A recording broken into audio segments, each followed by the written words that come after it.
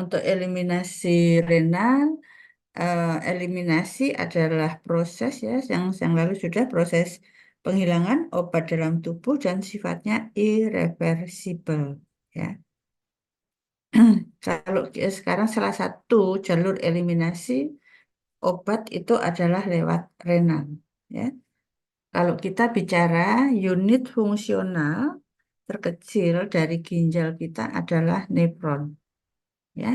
Nefron itu satu apa namanya?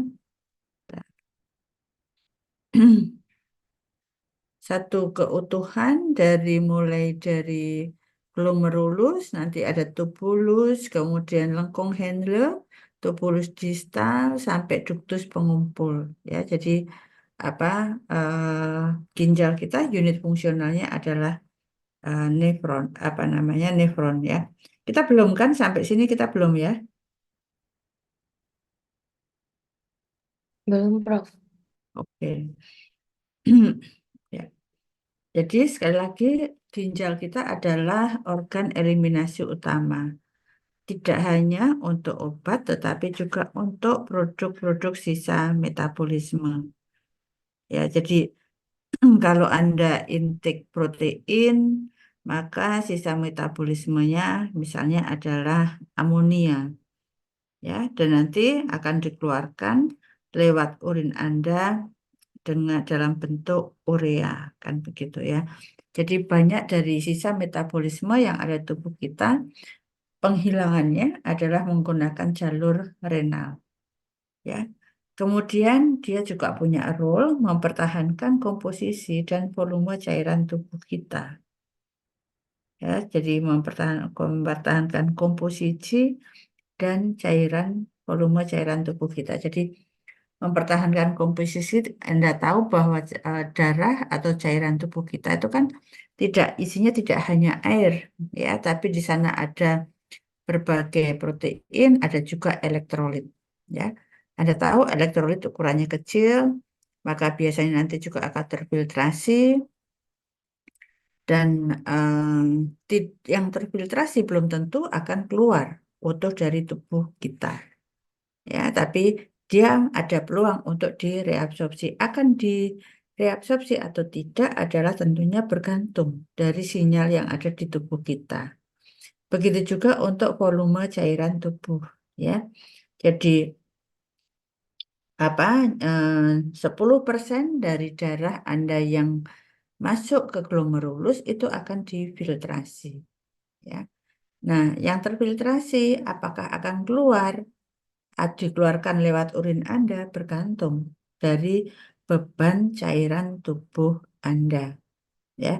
Kalau misalnya Anda minum banyak, berarti beban cairan tubuh Anda tinggi. Ya, dan pasti tubuh akan melakukan proses untuk mengeluarkan, ya, tidak mengambil kembali, tetapi sebaliknya, kalau cuaca panas sekali, kita kurang minum atau kita puasa, maka urin kita pasti akan sedikit, ya, karena sistem yang ada di ginjal akan membaca tidak ada kelebihan beban cairan di tubuh Anda. Secara anatomi, tadi sudah saya sebutkan, unit fungsional dasarnya adalah nefron. Ya, masing-masing ginjal kita punya 2 buah ginjal. Yang ada nefronnya adalah sekitar 1 dan 1,5 juta sampai 1,5 juta untuk masing-masing ginjal.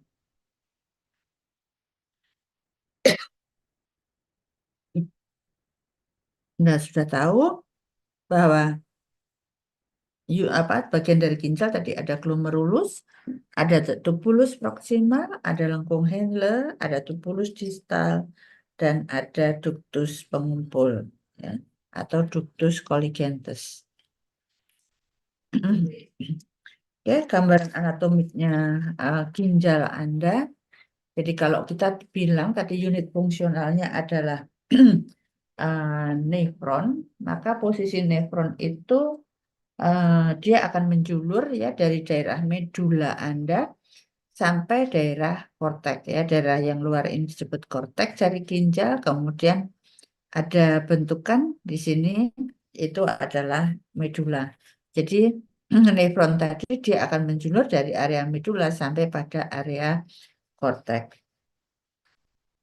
Kemudian tadi disampaikan bahwa cairan darah yang melewati glomerulus Anda sebagian akan terfiltrasi, ya. Dan kalau terfiltrasi tidak mengalami proses reabsorpsi di tubulus Anda, maka dia akan dikeluarkan, ya, mulai dari nanti berkumpul di minor calyx, kemudian ke major calyx, kemudian ke ureter Anda, ya, kalau kemudian ke bladder dan akan dikeluarkan sebagai urin Anda kalau cairannya tidak direabsorpsi.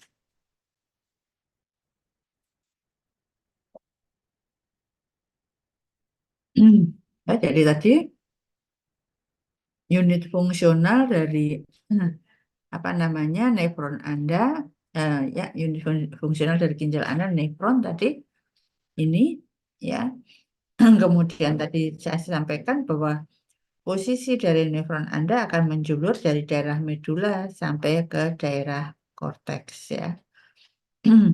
Kemudian kalau kita lihat jadi di sana ada darah yang akan masuk ke ginjal Anda, ya, kemudian juga yang tidak terfiltrasi nanti dia akan keluar lewat vena, ya.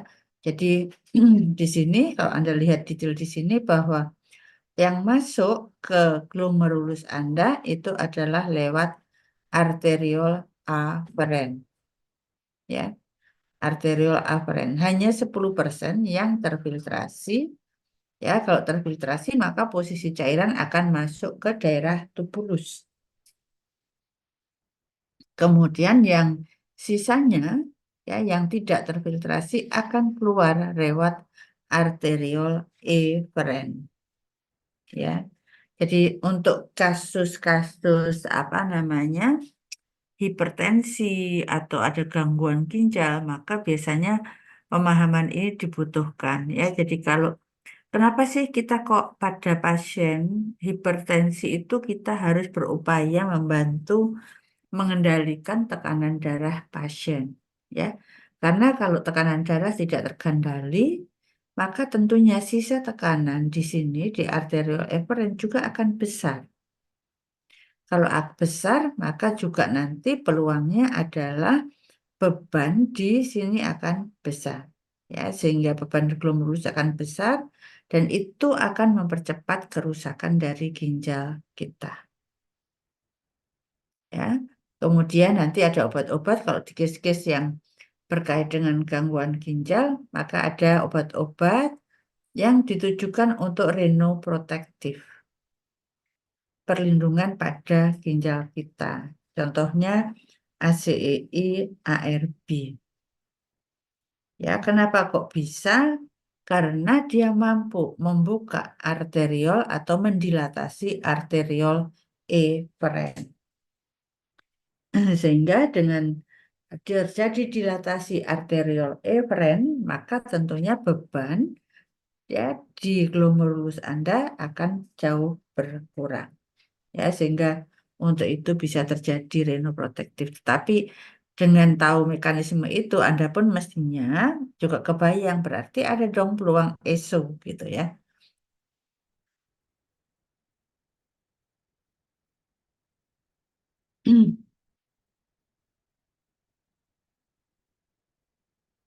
Oke.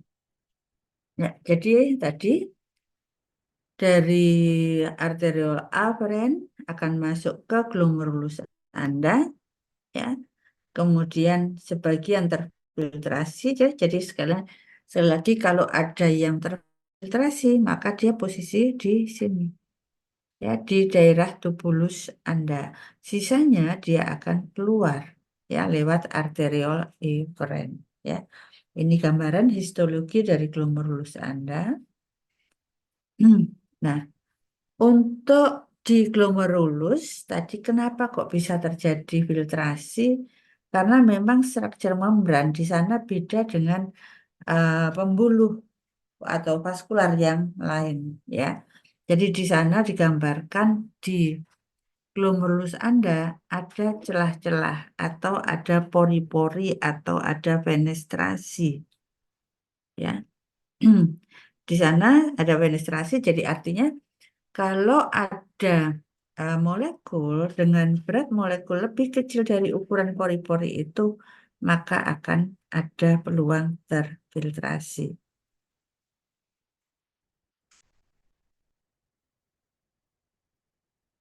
Nah, tetapi di sana juga nanti ada beberapa lapisan ya protein di daerah glomerulus Anda yang di sana nanti juga akan bisa mencegah ya eh, apa namanya molekul-molekul tertentu untuk tidak bisa lewat ya karena di sana apa namanya eh, membrannya ini biasanya apa kaya dengan heparan sulfat gitu sehingga kalau ada protein ya jadi kan di dalam darah Anda itu kan kalau kita menggunakan obat ada obat kemudian ada juga peluang protein kan begitu. Kemudian ada obat yang terikat protein, maka protein-protein akan sangat sulit untuk menembus pori-pori ini karena ukurannya Anda tahu kalau kita ngomong albumin ukurannya berubah menjadi bertambah berapa ya?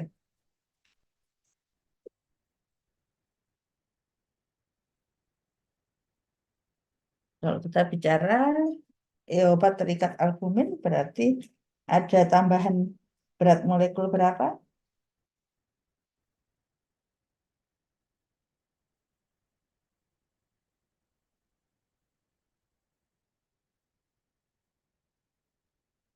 Halo,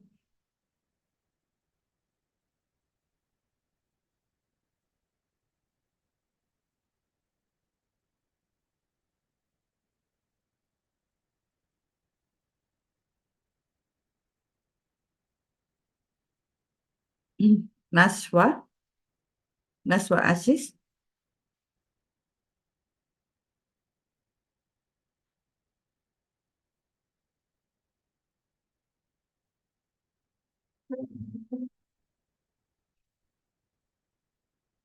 Berapa apa namanya BM dari protein?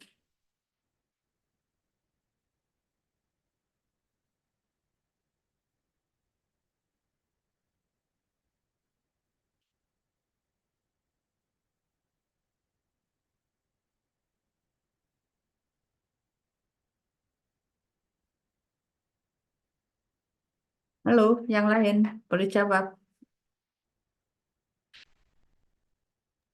Kalau albumin mungkin sekitar 65.000 sampai 69.000, Bro. Iya, iya lebih dari 60.000 Dalton ya.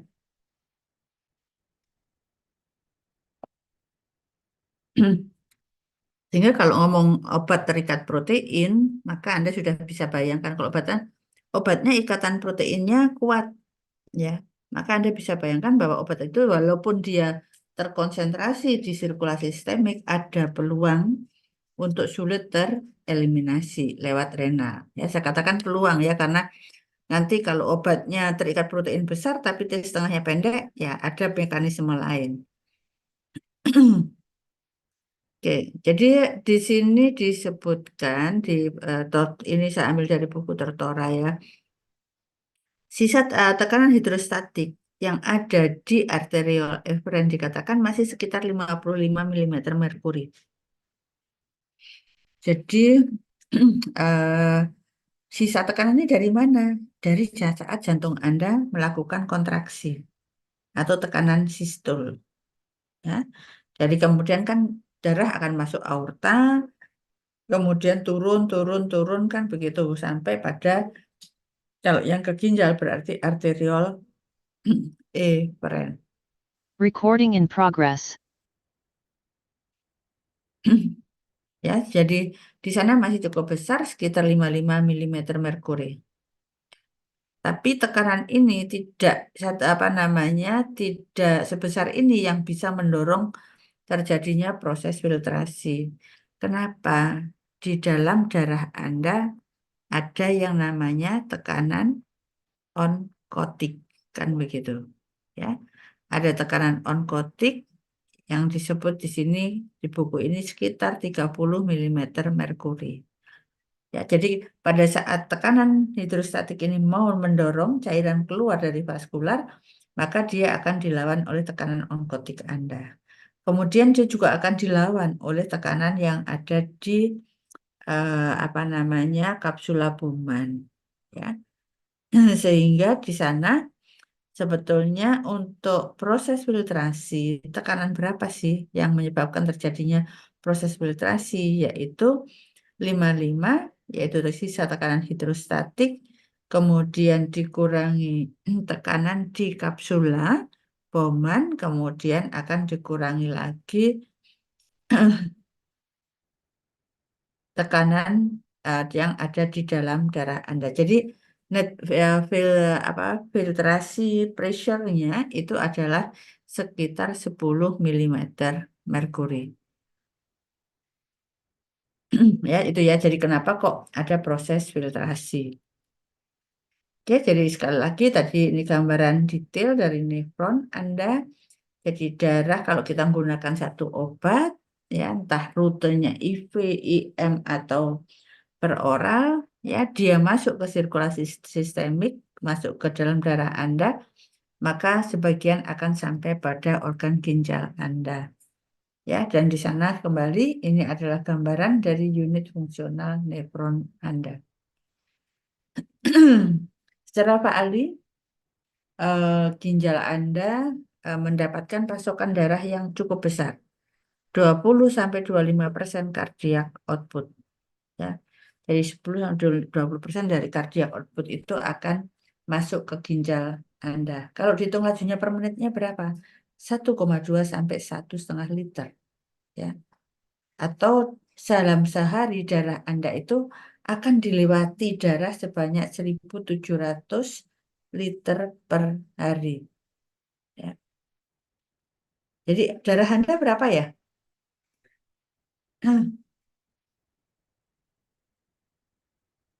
Berapa jumlah darah Anda? Kalau Anda orang dewasa 70 kilo,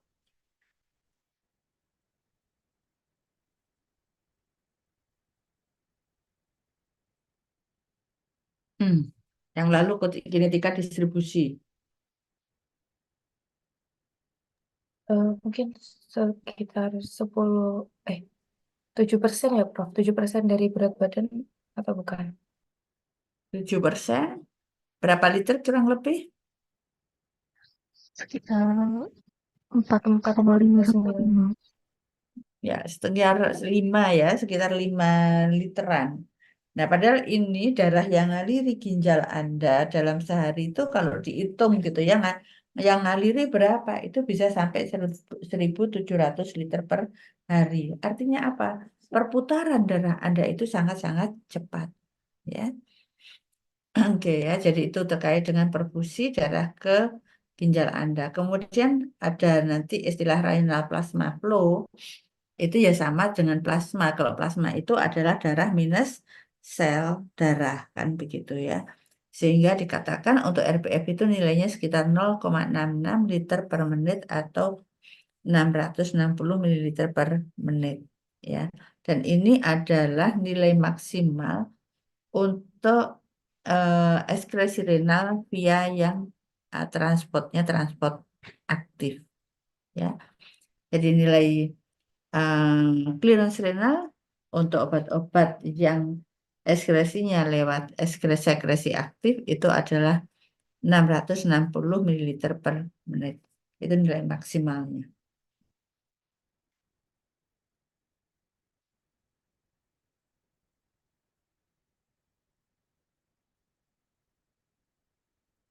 Oke, aliran darah Anda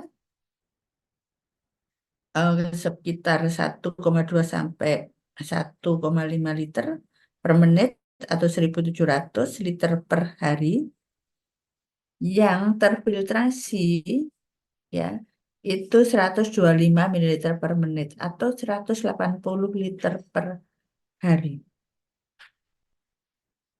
Ya, jadi Anda bisa bayangkan sekian besar itu apa namanya darah yang melewati ginjal Anda. Ya. yang melewati ginjal Anda ya cukup besar ya. Yang terfiltrasi sekian, padahal produksi urin Anda berapa ya? Segini ya. Sekitar 1 sampai 1,5 liter. Jadi artinya apa? 99% cairan darah Anda yang terfiltrasi itu akan direabsorpsi kembali ya. Direabsorpsi kembali oleh ginjal Anda di daerah tubulus ya. Jadi seharinya 180 liter yang terfiltrasi, tetapi produksi urin Anda hanya sekitar 1 sampai 1,5 liter.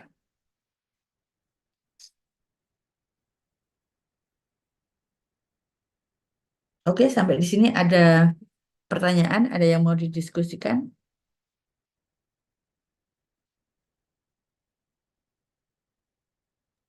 Belum mungkin, Prof. Oke.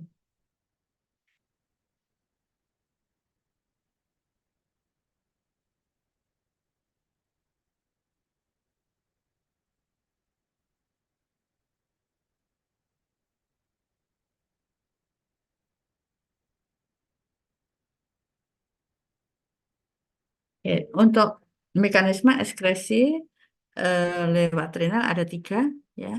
Filtrasi glomerulus, sekresi aktif, dan reabsorpsi tubular. Renal akan menjadi eh, jalur eliminasi utama untuk obat-obat. Satu syaratnya larut air ya, karena mediannya kan darah.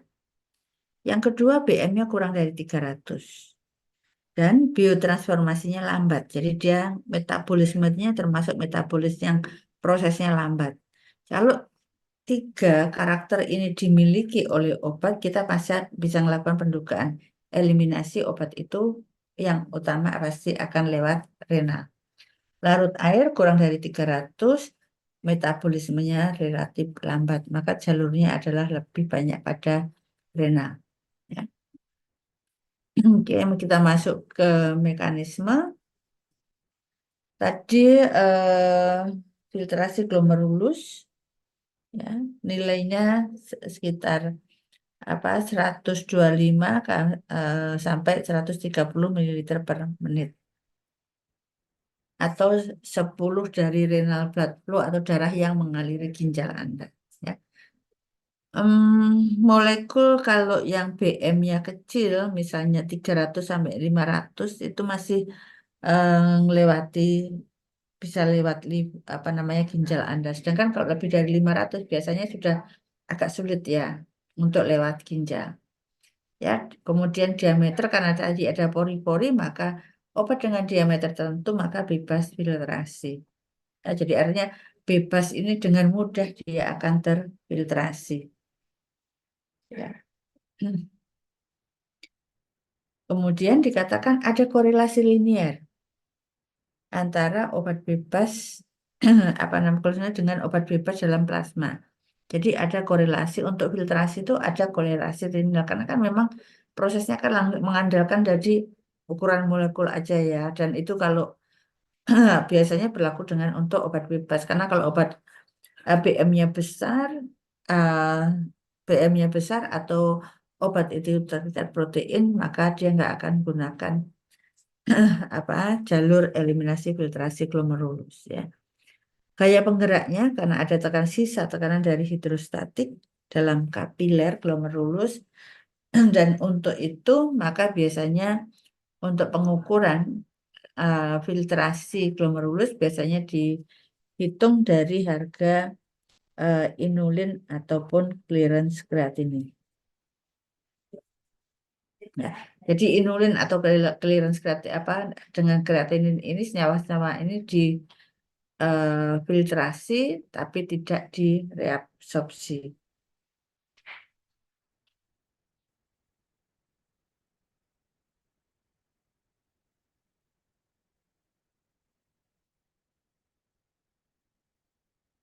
Oke, faktor determinannya apa untuk filtrasi glomerulus? Satu adalah tentunya jumlah nefron ya. Jadi kalau nefronnya nggak ada atau berkurang, maka proses eliminasi juga akan terganggu. Ada nggak jumlah nefron berkurang kira-kira di pasien dengan gangguan ginjal?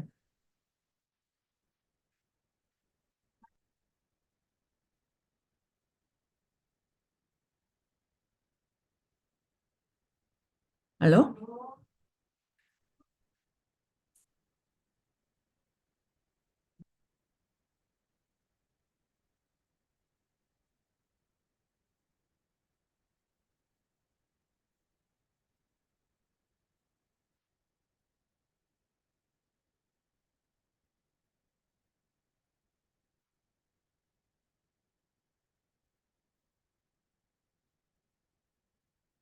Hmm.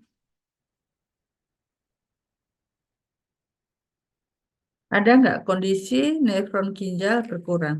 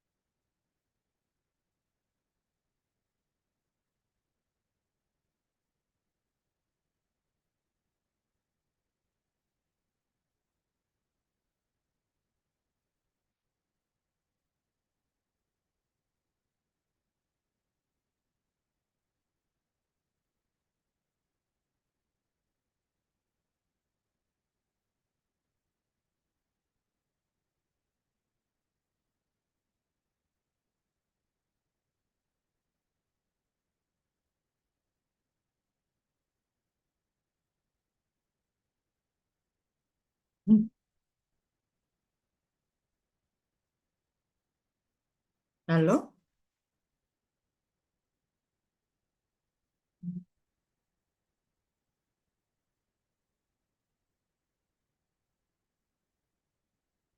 Anda pernah dengar gangguan ginjal itu apa saja ya? Mungkin pernah dengar ada gangguan ginjal gitu. CKD dan Nefritis. aktif. Hmm? Diulangi, Mbak.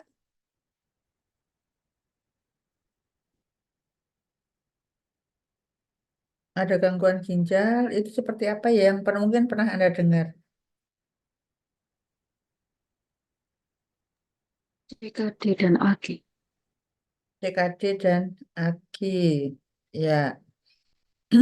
Jadi kalau Anda lihat dari apa namanya perannya ginjal tadi, misalnya pada AKI gitu ya, ada kalau pada AKI itu bisa orang tiba-tiba produksi urinnya dikit, tapi dengan berjalannya waktu akan berkurang kan begitu. Eh, apa namanya dikit tapi akan balik. Tapi pada PGK mungkin dengan berjalannya waktu nanti Anda akan temui ada pasien-pasien yang kalau Anda tadi tahu produksi urin kita sehari 1,5 liter misalnya. Ada pasien gangguan ginjal yang tahap akhir, nggak ada urin, ya. Produksi bisa anuri, nggak ada produksi urin, atau mungkin urinnya sangat-sangat sedikit. Sehari mungkin hanya 100 cc, seperti itu, ya. Jadi itu bisa terjadi pada pasien-pasien dengan gangguan ginjal. Nah, kalau untuk pasien-pasien seperti ini, padahal kan tadi bisa urin atau tidak, dia kan bergantung dari nefronnya. Sehingga kalau ada ada gangguan ginjal, maka ada peluang jumlah nefron akan turun. Ya, ikatan obat protein juga tadi, karena BM-nya akan naik kalau terikat protein. Pasti dia nggak bisa obat terikat protein, pasti nggak lolos di ginjal Anda. Ya, ukuran molekul obat BM-nya besar, aliran darah ke ginjal. Bisa nggak aliran darah ke ginjal berkurang? Contohnya pada kondisi apa?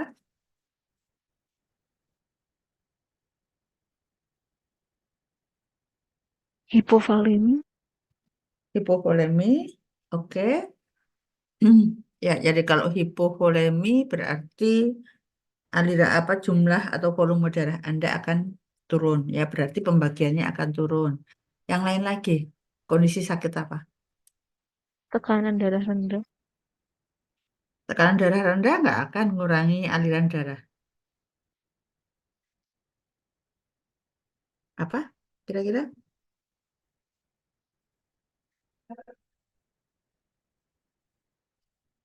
Anda tadi kita ngomong kan darah tadi eh, ada adalah karena atau sampai pada ginjal Anda karena ada kontraksi kan gitu. Ada nggak penyakit-penyakit yang mengganggu proses kontraksi jantung Anda?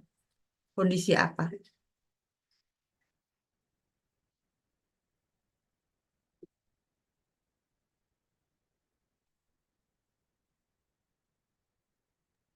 Gagal jantung. Gagal jantung. Ya, kalau di gagal jantung itu jantung Anda tuh kalau melakukan pemompaan itu nggak bisa menghasilkan curah jantung yang mencukupi kebutuhan tubuh Anda. Ya, sehingga kalau ada gagal jantung ada peluang loh gangguan untuk eliminasi obat juga. Ya. Oke, saya lewat. Yang mekanisme berikutnya adalah mekanisme sekresi aktif. Ya, aktif ada sekresi aktif. Berarti kan ini pergerakan transmembran dengan apa mekanisme yang aktif. Ini sama prinsipnya pada saat Anda belajar biofarmasi, proses penembusan transmembran itu berlaku juga. Ya, kalau prosesnya aktif, berarti kan dia butuh pembawa. Ya, kemudian kalau ada pembawa, maka hati-hati nih kalau dia menggunakan, kalau ngomong pembawa biasanya kan suatu protein. Ya, jadi kalau ikatan proteinnya sama atau pembawanya atau carriernya sama, ada peluang nanti bersaing. Ya, jadi untuk obat-obat ini ada peluang nanti interaksi di fase eliminasi dengan memperebutkan apa namanya tempat ikatan untuk proses eliminasi renalnya. Lajunya bergantung pada renal plasma flow, ya. Jadi aliran darah plasma kemudian dianggap terjadi mekanisme sekresi aktif ini kalau laju ekskresinya lebih besar nilainya daripada laju filtrasi. Kemudian kalau untuk DFR tadi diukur dengan inulin atau kreatinin, maka pada sekresi aktif diukur dengan para amino hipuric acid, PAH, dan diodras. Ya, jadi obat ini selain difiltrasi, tapi dia juga akan disekresi di ginjal Anda atau di nefron Anda. Ya. Nah, tadi saya sampaikan eh, ada peluang bersaing loh ya. Ini misalnya ada penggunaan penisilin bersamaan dengan probenesid. Justru interaksi ini pada masa lalu itu dimanfaatkan. Kenapa? Karena penisilin tuh ya kalau jadi apa namanya ngomong apa ikatan obat protein, penisilin ini adalah obat yang ikatan proteinnya tinggi.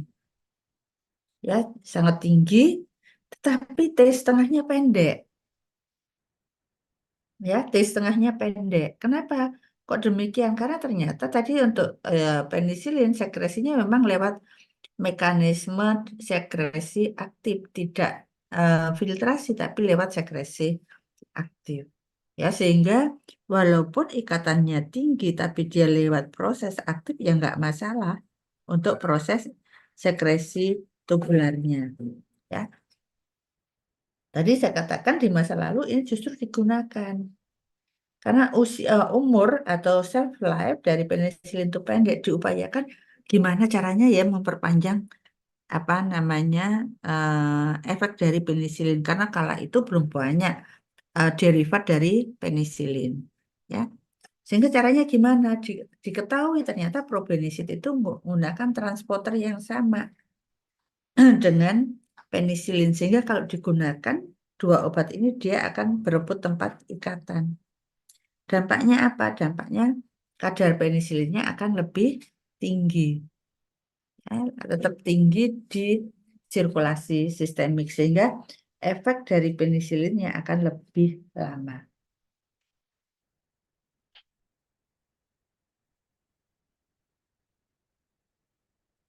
Oke, mekanisme yang terakhir atau ketiga yaitu reabsorpsi tubular. Ya, reabsorpsi tubular, jadi artinya obat itu sudah difiltrasi, dia ada di tubulus, ya, nefron Anda. Kemudian di sana ada peluang untuk direabsorpsi. Ya. Reabsorpsinya bisa aktif, bisa pasif. Ya, kalau pasif ya gunakan difusi pasif. Ya. Kemudian untuk obat-obat yang utamanya menggunakan mekanisme pasif, difusi pasif, ya, maka eliminasi dari obat-obat itu sangat dipengaruhi oleh pH apa namanya tubulus atau pH urin Anda. Ya, karena kalau kita bicara pH urin, ya, kalau kita ngomong rentang pH pada kondisi dari kimia itu rentangnya berapa sampai berapa ngomong pH?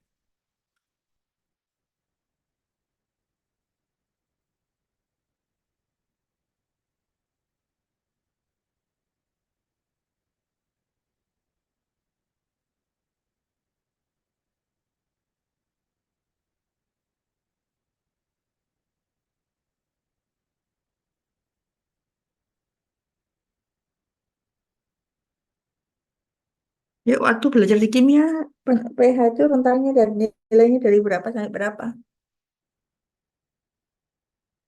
Rentang pH secara umum. Dari 1 sampai 14. Ya, betul. 1 sampai 14. Ya. Tapi kalau di urin, pH-nya rentangnya nggak sedikit lebar loh ya. Kalau kita ngomong pH urin, bas asam, itu sekitar 4,5, 4,5. pH urin basa itu 8, 8,5. Ya. Kalau pH urinnya 1, orangnya sudah nggak ada. Ya, pH-nya 2, orangnya juga sudah nggak ada. Ya. Jadi pH urin kita itu sekitar 4,5, 4,5 sampai 8, 8,5. Ya. Sehingga keberadaan obat, ya, di sana, di apa namanya tubulus tadi, dia adalah keadaan trion atau tidak, bergantungkan pada obatnya. Ya, jadi kalau apa obat itu kan sebagian besar adalah asam lemah atau basa lemah. Ya, nah dia ada di pH urin kita tuh, yang pH-nya 4,5 sampai 8,5. Ya, maka karena asam lemah dan basa lemah, misalnya kalau ada obatnya asam lemah, dia di kondisi pH kok 7,8,5, apa yang terjadi ya?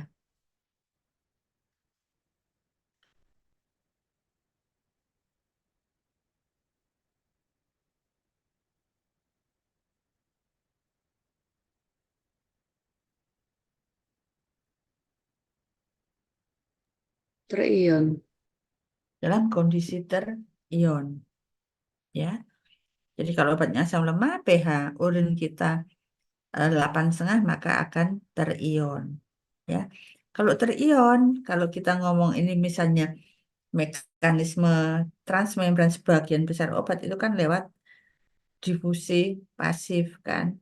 Sehingga kalau dalam keadaan terion, bagaimana untuk penembusan membrannya? Sulit menembus. Sulit menembus. Kan untuk difusi mensyaratkan kan molekulnya tidak terion kan begitu. Kemudian ada gradien konsentrasi atau perbedaan konsentrasi antar membran kan begitu ya.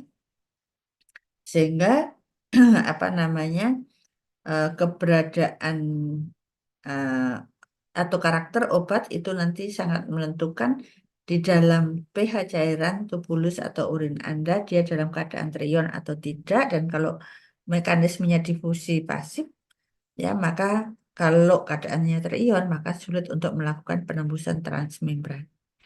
Anda bisa buktikan dengan persamaan Henderson-Hasselbalch untuk melihat berapa rasio antara yang terion dan tidak terion.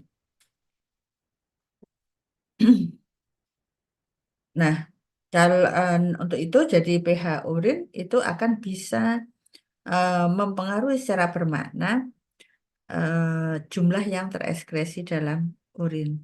Ya. Kenapa kok urin kita pH-nya 4,5 sampai 8,5 ya?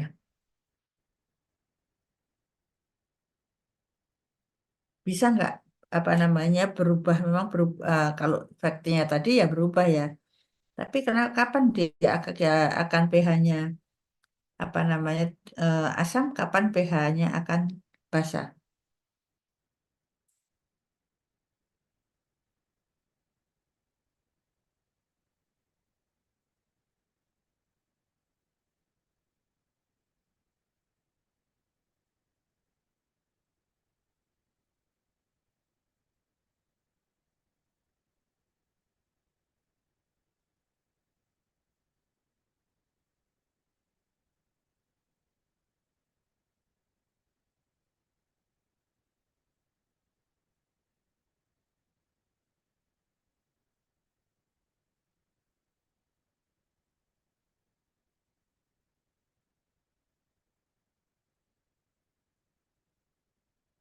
Kan pH urin Anda kan bergerak tadi kan mulai bisa 4 sampai 8,5. Apa yang mempengaruhi? Mungkin dari makanan, Bro. Ya, intake kita. Ya, jadi intake kita akan bisa menentukan pH dari cairan yang ada di tubulus Anda. Ya. Kemudian untuk reabsorpsi tubular ini bisa sempurna. Ya, reabsorpsinya sempurna. Jadi dia terfiltrasi, ya. Kemudian tapi nggak kita temukan di dalam urin kita. Oke. Contohnya glukose. Ya, tolong jawab kenapa glukose kok clearance renalnya 0 ya? Kalau kondisi normal. Izin saya break sebentar ya. Ambil. Alasannya apa? Glukose kok bisa clearance renalnya 0?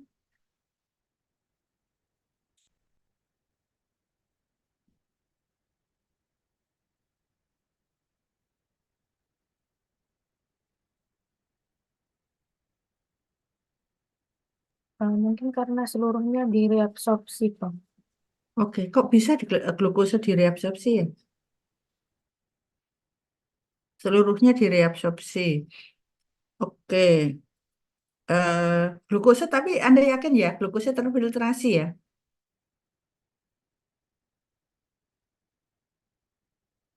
Anda yakin nggak glukose itu terfiltrasi?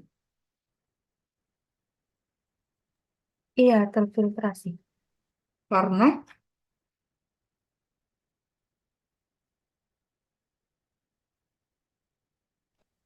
Karena molekulnya besar.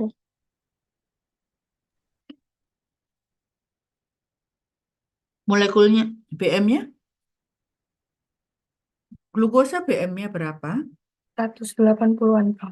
180. Untuk bebas filtrasi di ginjal Anda BM-nya berapa? Kurang dari 300. Kurang dari 3 bebas filtrasi ya. Jadi artinya dia terfiltrasi. Tetapi kalau kenapa kok tidak ditemukan di dalam urin karena dia tereabsorpsi. Mekanisme reabsorpsinya yang mana?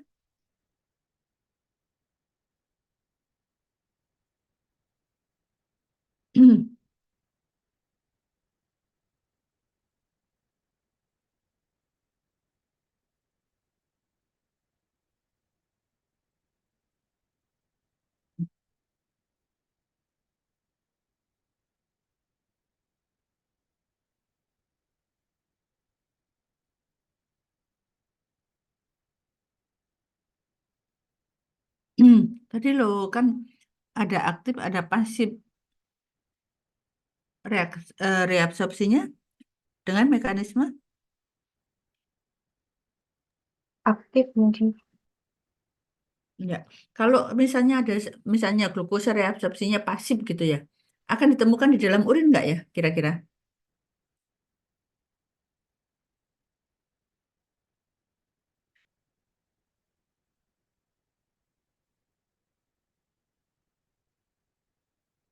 Iya, Bu, karena tergantung gradien konsentrasi.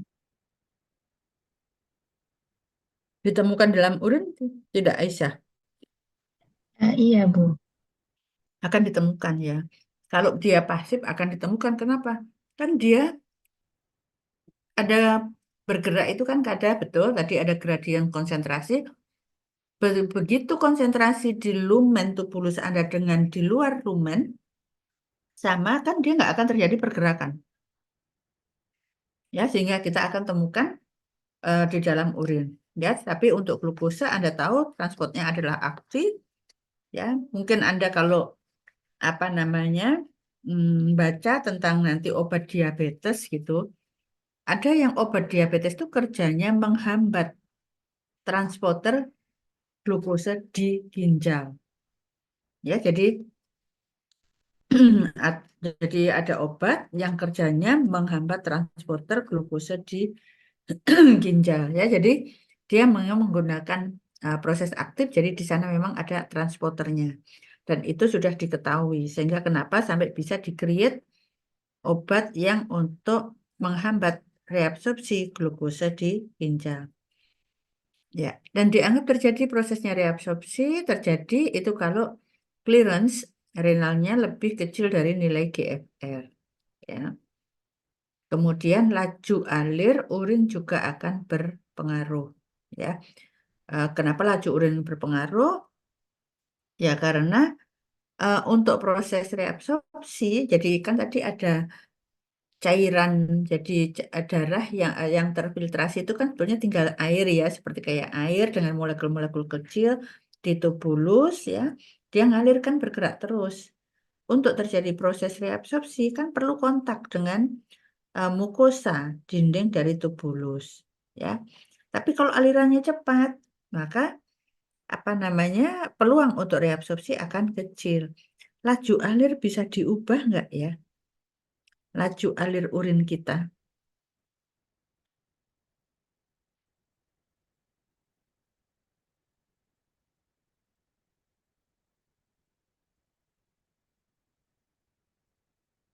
Gimana? Nabila Umay,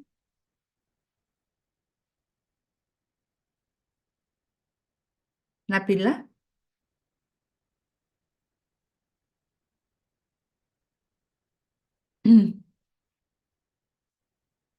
saya bertanya, apakah laju urin kita bisa diubah?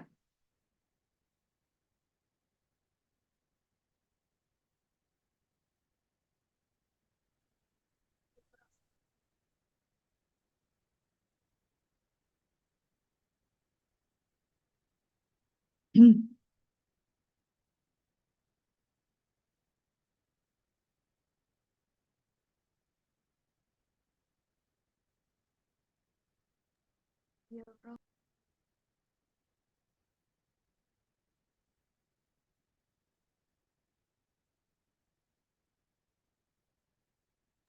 Kayaknya nggak bisa sih, Prof. Yang lain, silahkan. Anda sudah mulai belajar farmakologi, tentunya bisa. Izin bertanya Bu, laju urin sama laju filtrasi sama atau beda? Lain. Laju alir urin kan berarti aliran urin Anda. Laju filtrasi kan beda. Tempatnya kan di daerah glomerulus Anda.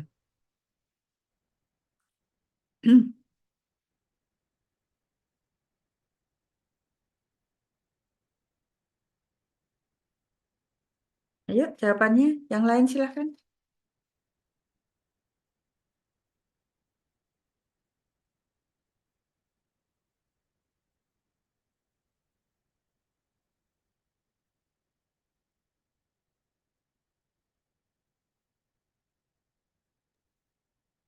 Menurut saya, izin menjawab, Prof. Mm-mm. Menurut saya dia itu bisa dirubah tergantung dari regulasi hormon kita, di mana ada hormon aldosteron di sana itu bisa meningkatkan retensi H2O serta natrium. Jadi setahu saya kalau banyak reabsorpsi H2O nantinya juga dapat meningkatkan laju aliran urin juga. Terus habis itu dari reabsorpsi dari elektrolit yang lain juga akan mempengaruhi, setahu saya seperti itu.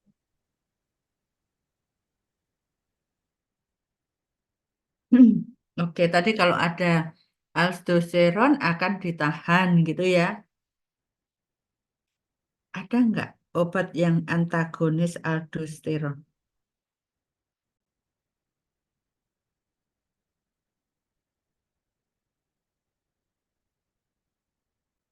Ada kan?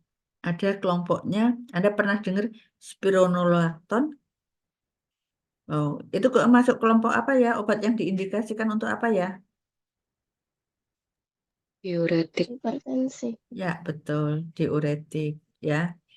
Jadi, kalau Anda menggunakan diuretik, itu urin Anda akan lebih banyak kan?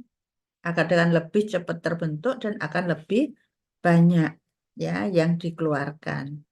Ya, jadi artinya laju lalir urin kita bisa berubah, ya bisa kita percepat gitu ya.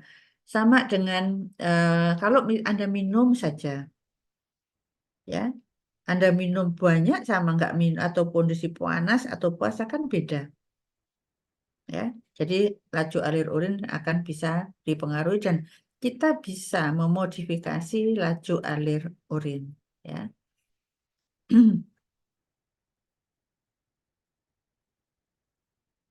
Jadi dari proses ekskresi lewat renal tadi kalau digambarkan ini adalah bagian-bagian dari ginjal kita.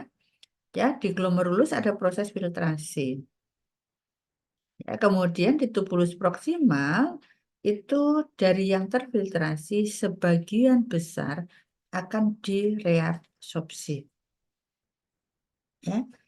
Gimana proses reabsorpsi? Masih berlangsung terus ya sampai nanti di tubulus distal juga masih berlangsung, di ductus colligensum juga masih berlangsung. Ya, jadi ada proses reabsorpsi. Nah, untuk proses reabsorpsi ini tadi sangat dipengaruhi oleh pH yang ada di daerah tubulus Anda sampai di daerah ductus pengumpul. Jadi urin Anda kan kalau yang terfiltrasi tadi calon urin Anda kan ada di sini. Ya, dengan pH yang bergantung dari intake Anda. Ya, bisa intake-nya kalau Anda intake bahan-bahan yang karakternya asam bisa jadi asam. Kalau Anda intake protein mungkin pH-nya akan lebih tinggi seperti itu ya. Sehingga untuk proses reabsorpsi utamanya yang difusi pasif itu sangat dipengaruhi oleh pH urin ya. Nah, tadi ada obat-obat tuh selain filtrasi untuk ekskresi, untuk apa namanya masuk ke tubulus ada proses filtrasi, ada juga proses sekresi. Nah, untuk sekresi sebagian besar itu adalah juga terjadi di tubulus proksimal. Ya. Jadi kalau nanti ada proses filtrasi, ada cairan yang masuk sini, tapi nggak ada proses reabsorpsi, ya nanti akan keluar sebagai urin Anda. Ya. Nah, kalau pada pasien-pasien yang sudah gangguan ginjal yang tahap akhir gimana? Ini nggak ada semua mungkin, nefronnya sudah nggak ada. Atau sudah sangat kecil, sehingga proses pembentukan urin itu kecil. Sehingga kenapa tadi saya sebutkan bisa anuri loh pada pasien-pasien gagal ginjal ya yang sudah tahap 5 tuh urinnya aja nggak keluar gitu. Kalau misalnya ada itu juga kadang-kadang sehari cuma 100 cc ya sehingga nanti dampaknya akan sangat besar ke tubuh si pasien ya. Ya, sorry. Nah, biasanya untuk melakukan estimasi apa mekanisme yang akan ditempuh untuk obat yang eliminasinya lewat renal itu biasanya dilakukan perbandingan dengan inulin ya. Jadi clearance obat akan dibandingkan dengan clearance inulin. Clearance inulin tadi mengukur apa? Nilai apa?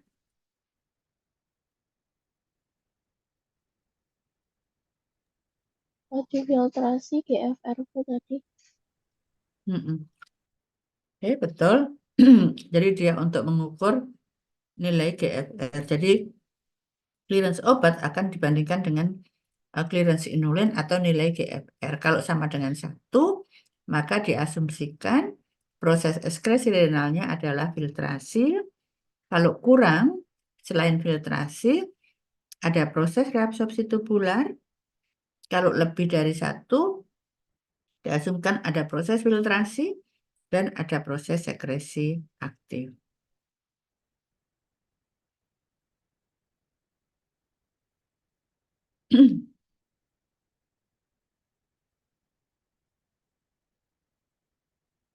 Oke, bagaimana pengaruh pH urin? Ya, jadi untuk pH urin tadi utamanya akan berpengaruh pada obat-obat yang karakternya basa lemah atau asam lemah. Ya, ada obat yang karakternya polar, sangat polar, ya, sehingga walaupun dia nggak terion tapi sangat polar. Contohnya antibiotik aminoglikosida. Ya, dia sangat polar. Gimana? Dia terfiltrasi enggak? Terfiltrasi. Akan direabsorpsi enggak? Enggak.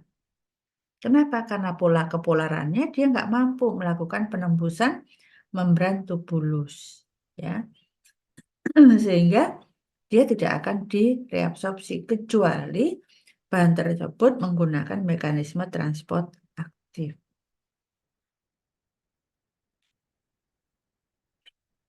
Gimana kalau obatnya basa? Ya, karakter obatnya basa. Padahal kita ngomong pH urin kita tadi kan mulai dari 4, 4,5 sampai 8, 8,5. Ya. Kalau obatnya basa, ya, kemudian di mana basanya itu adalah obatnya tadi nonpolar dengan pKa kurang dari 6, ya. Jadi kalau pKa-nya basa, obatnya basa, pKa kurang dari 6, maka peluang reabsorpsinya akan besar ya pada semua rentang pH. Ya, jadi untuk obat dengan pKa ya, pKa kurang dari 6, obatnya basa, maka peluang reabsorpsinya akan besar pada semua rentang pH urin. Kalau pKa-nya, kalau basanya kuat, pKa lebih dari 12, ya, maka dia ada banyak dalam bentuk terion nanti. Sehingga obat ini reabsorpsinya kecil pada daerah tubulus. Ya. Sedangkan kalau nilainya pKa-nya antara 6 dan 8, maka pH urin akan reabsorpsinya akan dipengaruhi oleh pH urin. Ya. Jadi kalau obatnya basa, ya pKa-nya sekian. Kalau urinnya pH-nya 4, kira-kira gimana? Kan kalau kita pakai ekstrim ya, pH-nya 4 sama 8,5 gitu. Gimana kira-kira reabsorpsinya? Untuk Anda buktikan, dia kan reabsorpsi besar atau kecil itu kan dipengaruhi dia ada dalam bentuk terion atau tidak. Untuk membuktikan, Anda gunakan persamaan Henderson-Hasselbalch. Ya, Anda buktikan dengan persamaan Henderson-Hasselbalch. Nah, sekarang kalau ada obat basa, pKa-nya antara 6 sampai 12, dia ada di pH urin misalnya 4,5 dan satunya adalah 8,5. Gimana nasibnya dia?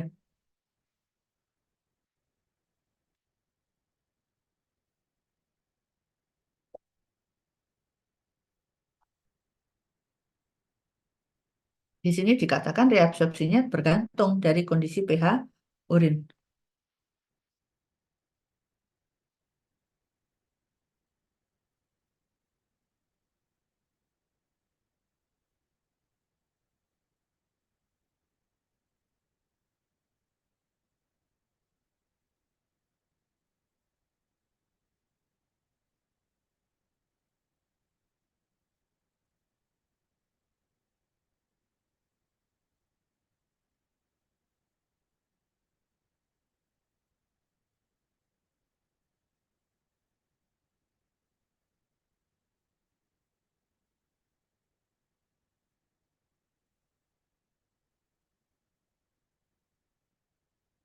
Ayo, silakan. Ayo, silakan mencoba. Jangan takut salah.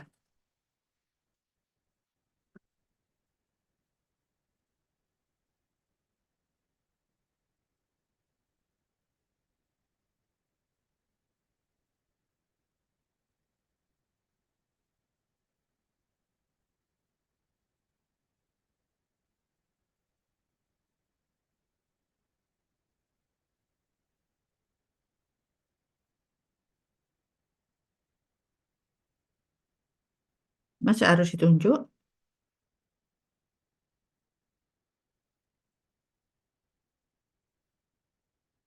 Silahkan gunakan basic kimia Anda.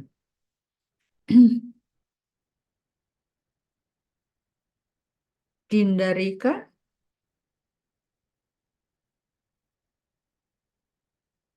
halo? Bu, Ya, silakan.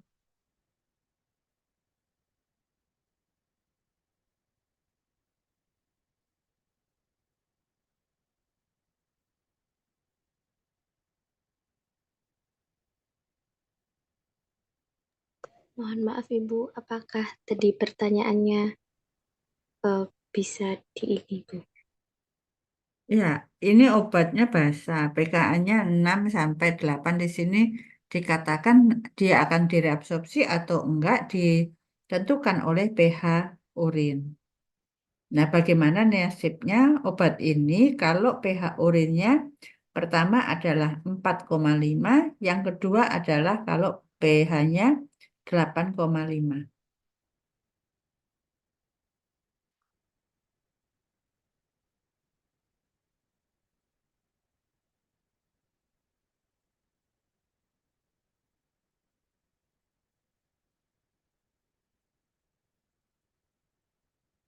Yuk, bagaimana? Pindah.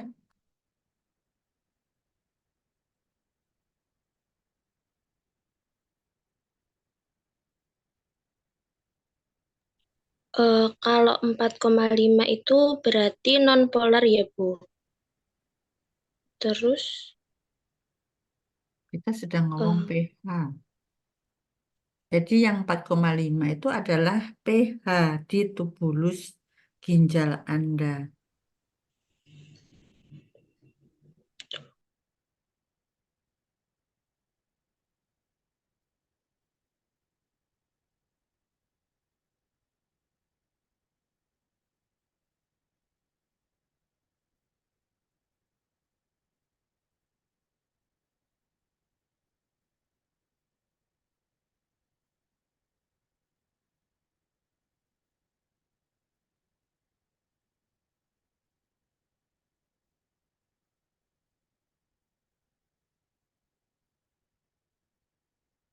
Izin menjawab, Bu. Kalau menurut Hmm? saya, kalau misalkan di pH 4,5, nggak bisa terabsorpsi. Tapi kalau misalkan di pH 8,5 akan terabsorpsi. Yang reabsorpsinya besar di pH berapa, Mbak? 8,5 yang basa. Ya, dia kondisi obatnya basa. Dalam kondisi basa berarti kan dia dalam bentuk molekul kan yang tidak terion. Sedangkan kalau dia basa pada suasana yang asam, maka molekulnya akan terion sehingga dia akan lebih banyak terreabsorpsi. Ya, oke. Ya, kembali tadi kalau Anda coba nanti apa namanya obatnya basa atau apa namanya asam lemah, kemudian Anda masukkan nanti ya untuk mencari berapa sih rasio antara terion dan tidak, sehingga dari sana nanti Anda akan tahu obat ini dalam kondisi terion atau tidak. Ya, kalau terion berarti peluang untuk reabsorpsi tubulannya akan lebih kecil. Ya, nah prinsip di atas itu sama dengan untuk berlaku untuk asam ya.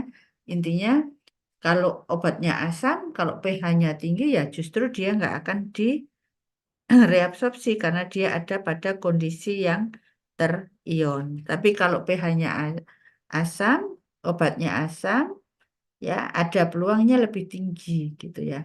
Nah, tapi ini Anda lihat nih, asam kromoglikat pKa-nya 2.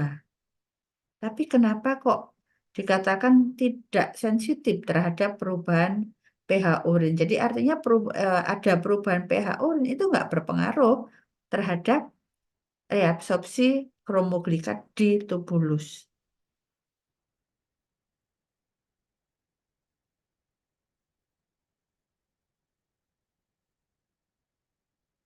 Nah, Anda coba nanti cek kembali ya pengertian pKa nilai. Memang ini kan tetapan ionisasi ya. Kalau dikatakan pKa obat itu 2, apa maknanya? Ya.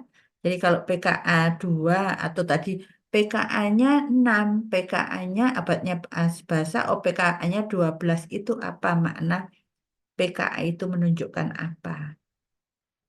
Ya, jadi kalau seperti yang apa namanya lalu ngomong K gitu ya, K 0,01 per jam.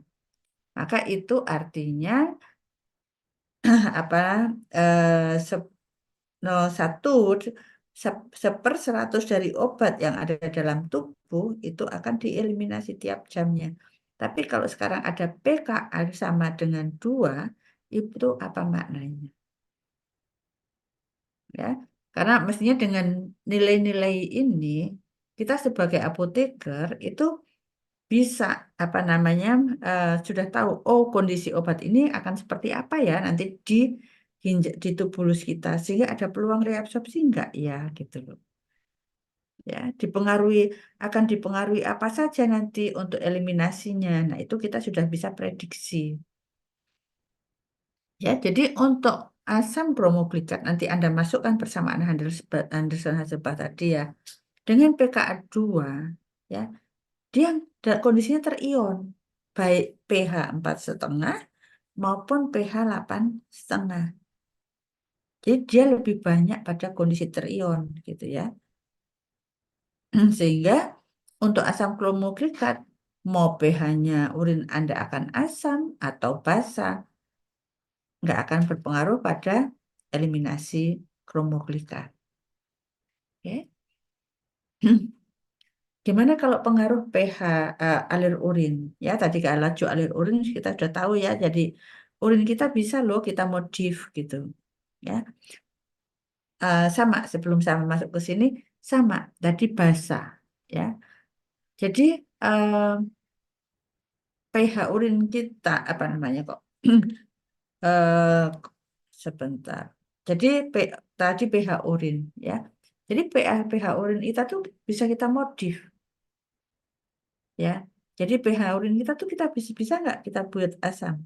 Bisa. Kita buat apa namanya basa bisa nggak? Bisa ya. Jadi tentunya adalah dengan pemberian mungkin infus tertentu ya. Laju alir urin tadi juga ya Anda gunakan diuretik atau enggak itu akan beda. Ya jumlah atau produksi kecepatan alir urin itu akan beda ya. Jadi alir urin Anda akan sangat berpengaruh pada clearance renal obat, terutama untuk obat-obat yang banyak direabsorpsi di daerah tubulus. Ya. Karena apa? Karena tadi saya sampaikan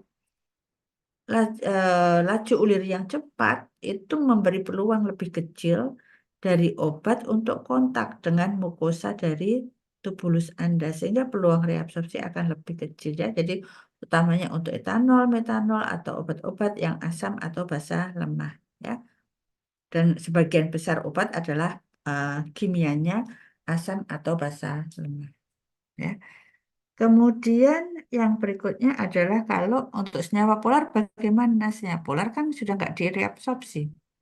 Ya, jadi nggak akan berpengaruh pada jumlah ya yang direabsorpsi. Kalau asam asam basa lemah akan bisa berpengaruh pada jumlah yang direabsorpsi atau jumlah yang dieskresi. Tapi kalau senyawa polar, ya mau laju alirnya cepat atau lambat, ya sama aja. Karena yang dieliminasi itu adalah sama dengan yang terfiltrasi. Ya, jadi kalau jumlah yang dieskresi tetap, tetapi laju alirnya cepat. Jadi dengan peningkatan laju alir urin ya hanya terjadi pengenceran aja. Tapi jumlah yang dieskresi adalah sama. Ya. Ini contohnya amanitol, gentamisin, kreatinin akan kondisinya seperti itu.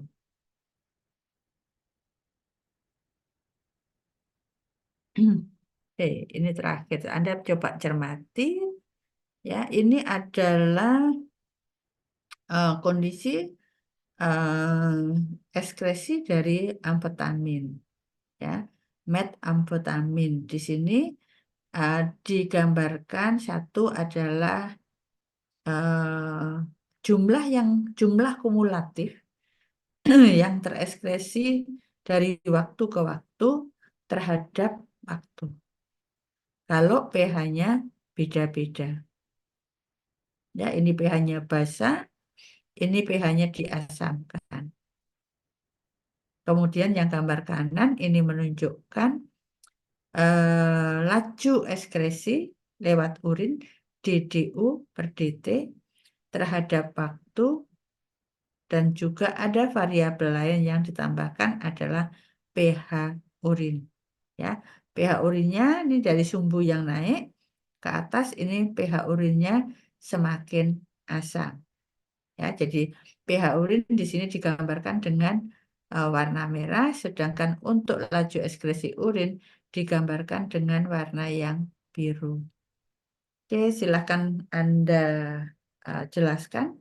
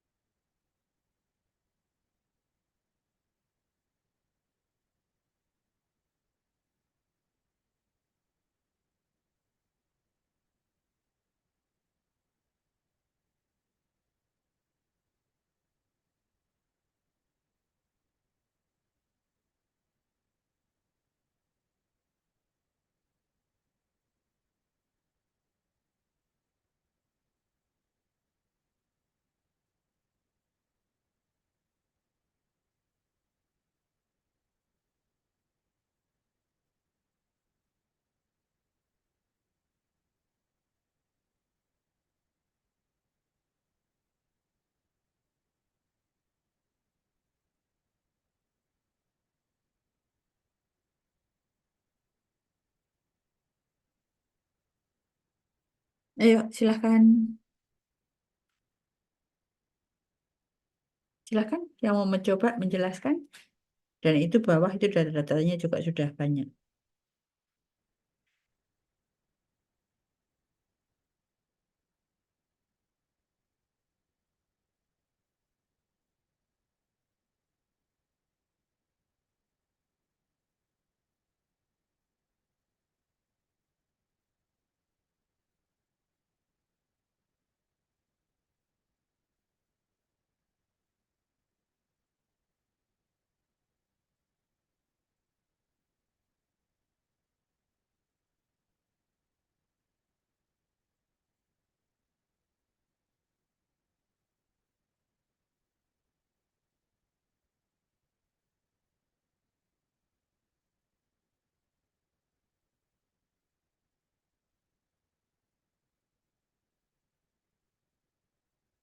Yuk, silakan siapa yang mau menjawab atau menjelaskan?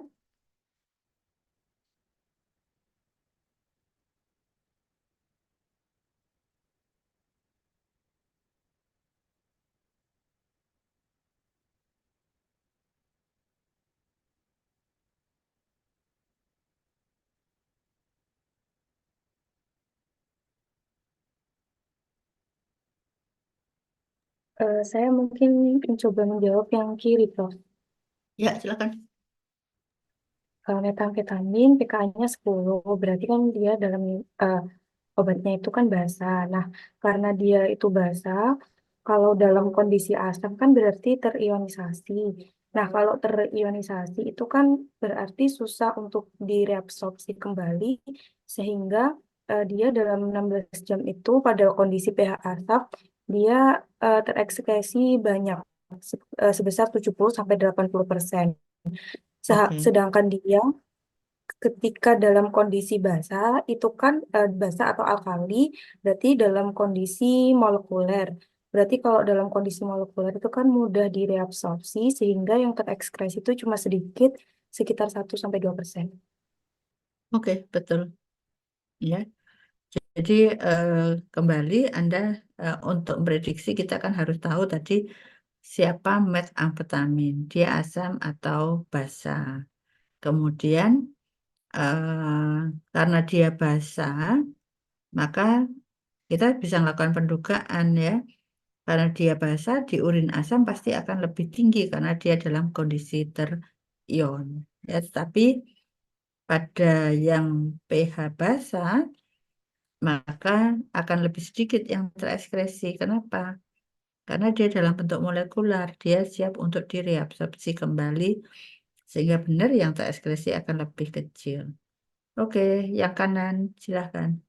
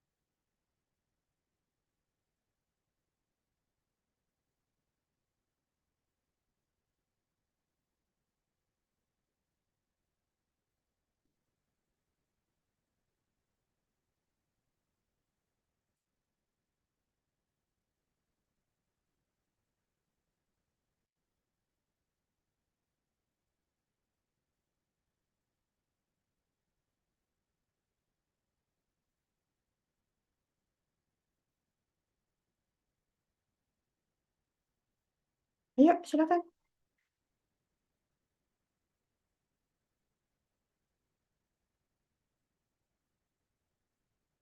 Itu loh, tinggal ini kalian kan cuma membaca data ini kalau seperti ini kan.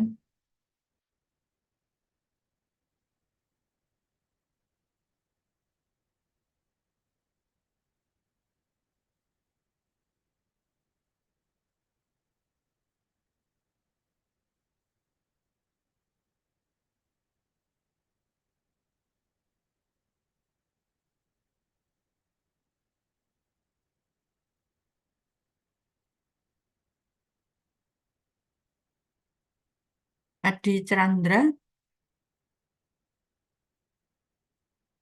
halo, Adi Chandra, ada?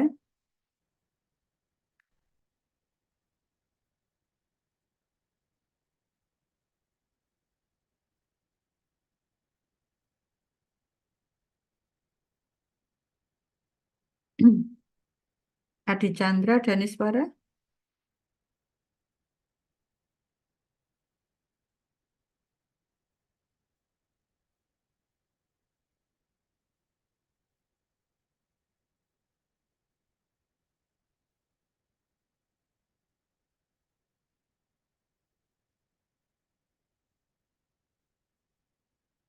Yang lain, silahkan.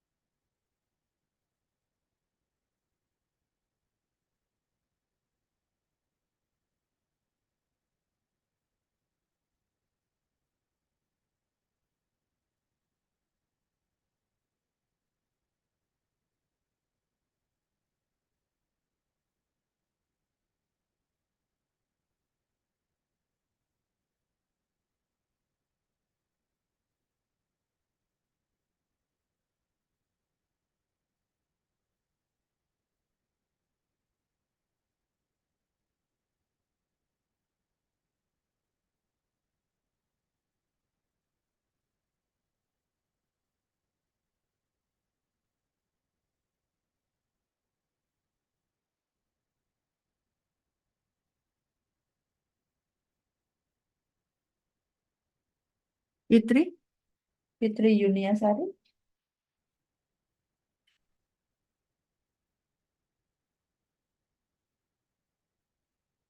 Silakan.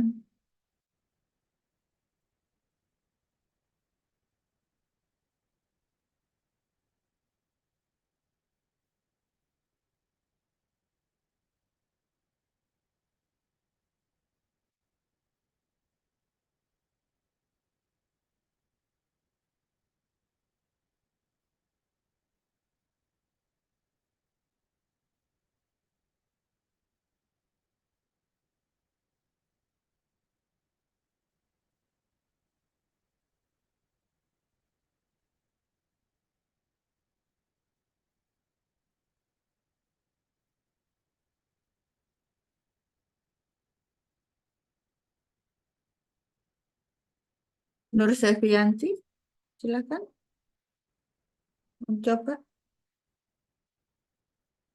Mohon maaf, Prof. Sebelumnya saya agak bingung cara membaca grafiknya, Prof. Karena ada waktu, ada pH urin, dan ada DDO per dt. Ya, tadi kan sudah saya katakan, merah ini adalah garis merah ini mewakili pH urin. Yang biru ini adalah mewakili DDU per dt-nya. DDU per dt adalah laju ekskresi lewat urin.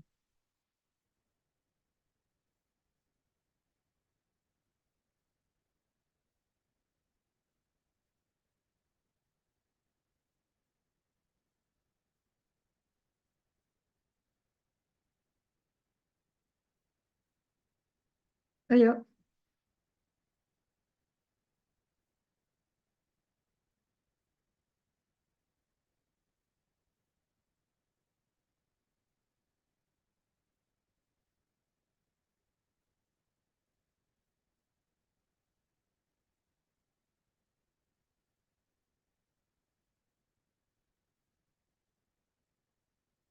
Izin menjawab, Prof.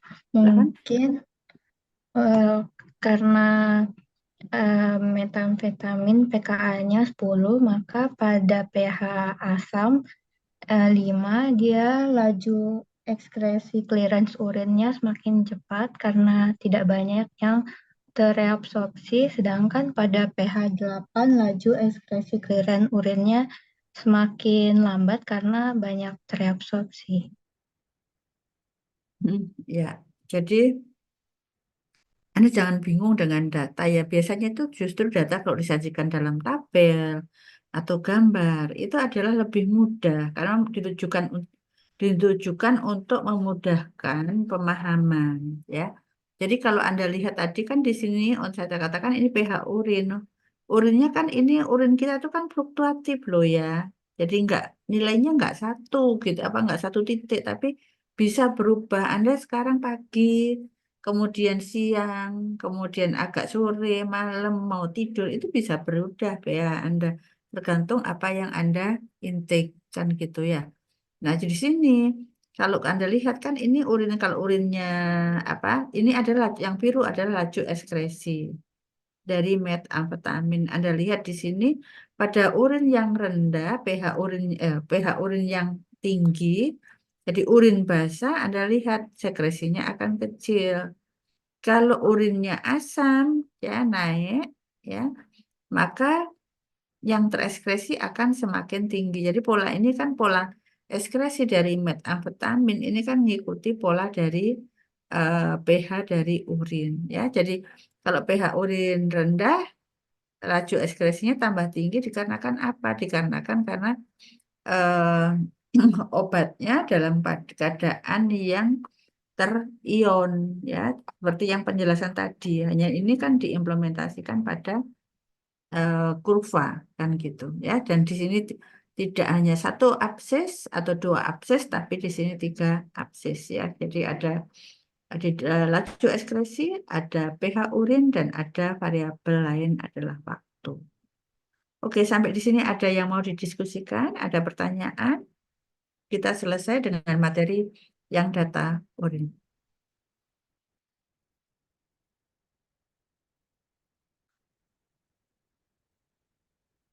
Ada pertanyaan?